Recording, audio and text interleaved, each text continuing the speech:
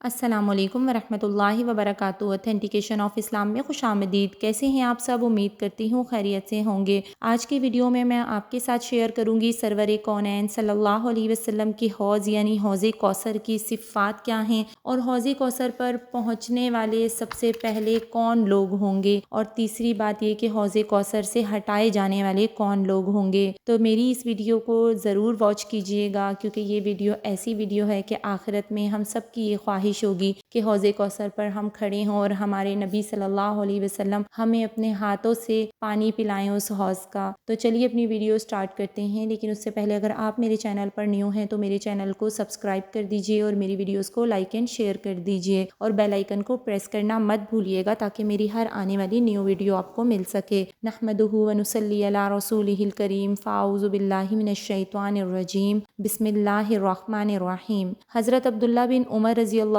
تعالیٰ عنہ روایت فرماتے ہیں کہ حضرت صلی اللہ علیہ وسلم نے ارشاد فرمایا کہ میرے حوض کی چوڑائی اور لمبائی اتنی زیادہ ہے کہ اس کے ایک طرف سے دوسری طرف جانے کے لیے 1 مہینے کی مدت درکار ہے، اور اس کے گوشے برابر ہیں، یعنی وہ چوکور ہے، چوڑائی اور لمبائی دونوں برابر ہیں۔ اس کا پانی دودھ سے زیادہ سفید ہے اور اس کی خوشبو مشک سے زیادہ عمدہ ہے، اور اس کے لوٹے اس قدر ہیں جتنے آسمان کے ستارے ہیں، جو اس میں سے پیے گا کبھی پیاسا نہیں ہوگا۔ بخاری مسلم کی حدیث میں نے آپ کے ساتھ شیئر کی ہے۔ حضرت ابو ہریرہ رضی اللہ تعالیٰ عنہ سے روایت ہے کہ حضرت صلی اللہ علیہ وسلم نے فرمایا کہ بے شک میرا حوض اس قدر عریض اور طویل ہے کہ اس کی 2 طرفوں کے درمیان اس فاصلے سے بھی زیادہ فاصلہ ہے جو ایلا سے عدن تک ہے۔ ایلا اور عدن دونوں جگہ کے نام ہیں۔ سچ جانو وہ برف سے زیادہ سفید اور اس شہد سے زیادہ میٹھا ہے جو دودھ میں ملا ہوا ہو، اور اس کے برتن ستاروں کی تعداد سے زیادہ ہیں، اور میں دوسری امتوں کو اپنے حوض پر آنے سے ہٹاؤں گا جیسے دنیا میں کوئی شخص دوسرے کے اونٹوں کو اپنے حوض پر آنے سے ہٹاتا ہے۔ صحابہ رضی اللہ تعالیٰ عنہ نے عرض کیا، یا رسول اللہ صلی اللہ علیہ وسلم، کیا اس روز آپ ہم کو پہچانتے ہوں گے؟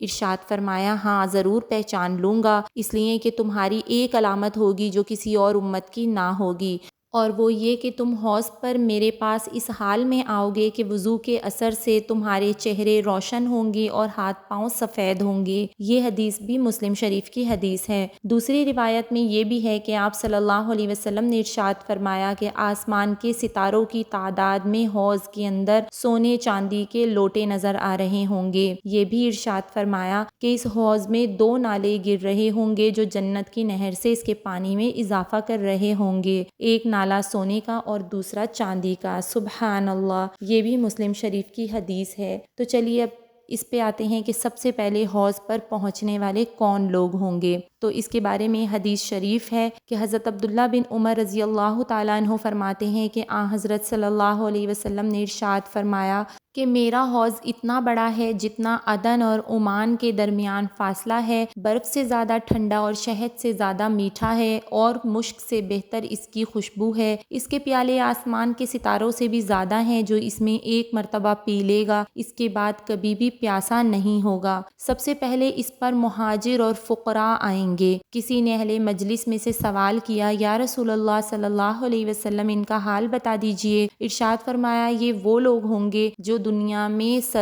جن کے سروں کے بال بکھرے ہوئے اور چہرے بھوک اور محنت اور تھکن کے باعث بدلے ہوئے تھے، اور ان کے لیے بادشاہوں اور حاکموں کے دروازے نہیں کھولے جاتے تھے، اور عمدہ عورتیں ان کے نکاح میں نہیں دی جاتی تھیں، اور ان کے معاملات کی خوبی کا یہ حال تھا کہ ان کے ذمے جو حق کسی کا ہوتا تھا تو سب چکا دیتے تھے، اور ان کا جو حق کسی پر ہوتا تھا تو پورا نہ لیتے تھے بلکہ تھوڑا بہت چھوڑ دیتے تھے۔ یعنی دنیا میں ان کی بدحالی اور بے مائگی کا یہ حال تھا کہ بال سدھارنے اور کپڑے صاف رکھنے کا مقدور بھی نہ تھا، اور ظاہر کے سنوارنے کا ان کو ایسا خاص دھیان بھی نہ تھا کہ بناؤ سنگار کے چوچلوں میں وقت گزارتے اور آخرت سے غفلت برتتے۔ ان کو دنیا میں افکار و مصائب ایسے درپیش رہتے تھے کہ چہرے پر ان کا اثر ظاہر تھا۔ اہل دنیا ان کو ایسا حقیر سمجھتے تھے کہ ان کی مجلسوں اور تقریبوں اور شاہی درباروں میں ان کو دعوت دے کر بلانا تو کیا معنی، ان کے لیے ایسے مواقع میں دروازے ہی نہ کھولے جاتے تھے اور وہ عورتیں جو ناز و نعمت میں پلی تھیں ان خاصان خدا کے نکاحوں میں نہیں دی جاتی تھیں، مگر آخرت میں ان کا یہ اعزاز ہوگا کہ حوض کوثر پر سب سے اول پہنچیں گے،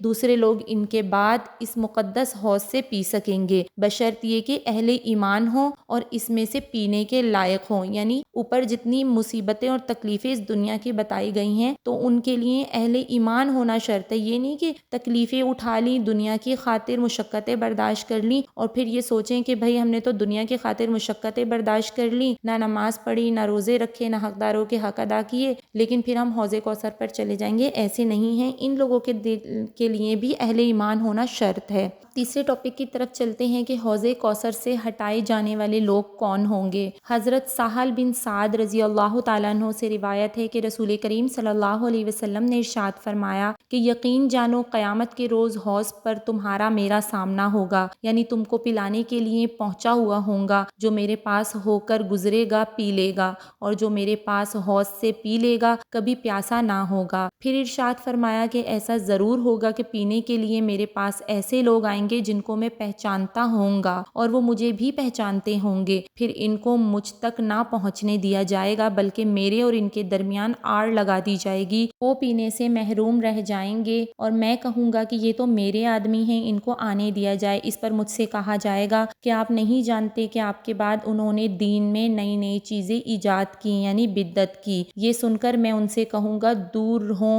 ہوں جنہوں نے میرے بعد دین میں نئی نئی چیزیں ایجاد کی۔ یہ بخاری اور مسلم شریف کی حدیث آپ کے سامنے شیئر کی ہے۔ تو دین میں نئی نئی چیزیں ایجاد کرنے والوں کا اس وقت کیسا برا حال ہوگا، جبکہ قیامت کے دن پیاس سے بےتاب اور مصیبت سے عاجز اور بے کس ہوں گے اور حوض کوثر کے قریب پہنچا کر دھتکار دیے جائیں گے، اور رحمت للعالمین صلی اللہ علیہ وسلم ان کی ایجادات کا حال سن کر دور دور فرما کر پھٹکار دیں گے۔ قرآن و حدیث میں جو کچھ وارد ہے اور جو حدیثوں اور آیتوں سے نکلتا ہے اسی پر چلنے میں بھلائی ہے، کامیابی ہے۔ لوگوں نے ہزاروں بدعتیں نکال رکھی ہیں اور دین میں عدل بدل کر رکھا ہے، جن میں ان کی دنیا بھی چلتی ہے اور نفس کو بھی مزہ آتا ہے، اور مختلف علاقوں میں مختلف بدعتیں رواج پا گئی ہیں۔ ایسے لوگوں کو سمجھایا جاتا ہے تو الٹا سمجھانے والے کو ہی برا کہتے ہیں۔ تو سیدھی سی ایک بات ہے کہ جو کوئی کام کرنا ہو حضرت صلی اللہ علیہ وسلم نے جیسا فرمایا اسی طرح کرو، اور جس طرح آپ صلی اللہ علیہ وسلم نے کیا اسی طرح عمل کرو۔ دنیا دار پیر، فقیر یا علم کے جھوٹے دعوے دار اگر کہیں کہ فلاں کام میں ثواب ہے اور اچھا ہے تو ان سے ثبوت مانگو اور پوچھو کہ بتاؤ